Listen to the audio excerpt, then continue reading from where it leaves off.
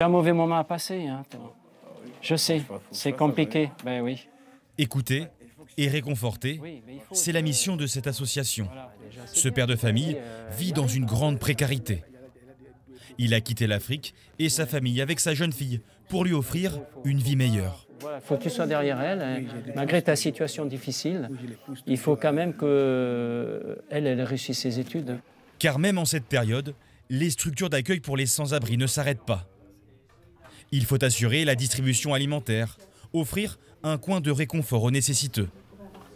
Cette association chartraine est ouverte une fois par semaine durant le mois de juillet. La solitude, la misère, elle est toute l'année en fait. L'hiver, on pense plus à ça, mais l'été également. L'été, ils ont besoin aussi de boire frais quand il y a les fortes périodes de chaleur. Ils ont besoin aussi d'avoir à manger, aussi pareil.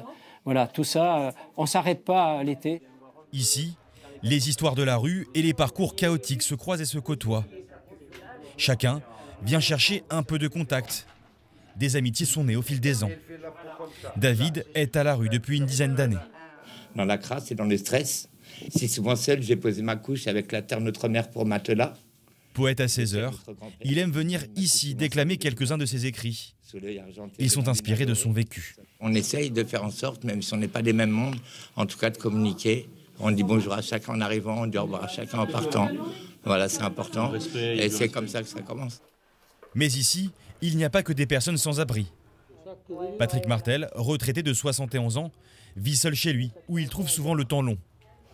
Il vient régulièrement pour casser la solitude. La convivialité, c'est de rencontrer les gens, de blaguer avec les gens, dire une connerie, voilà, et puis ça passe, et puis voilà. Et moi, c'est ça, hein. Quand je les vois tous arriver, là, des fois j'arrive, je dis, bah alors, on n'attend pas Patrick. Dans ce lieu d'entraide, chacun trouve sa place. On vient autant pour un café que pour une écoute bienveillante. Un endroit simple, mais essentiel, pour ceux que la société oublie trop souvent.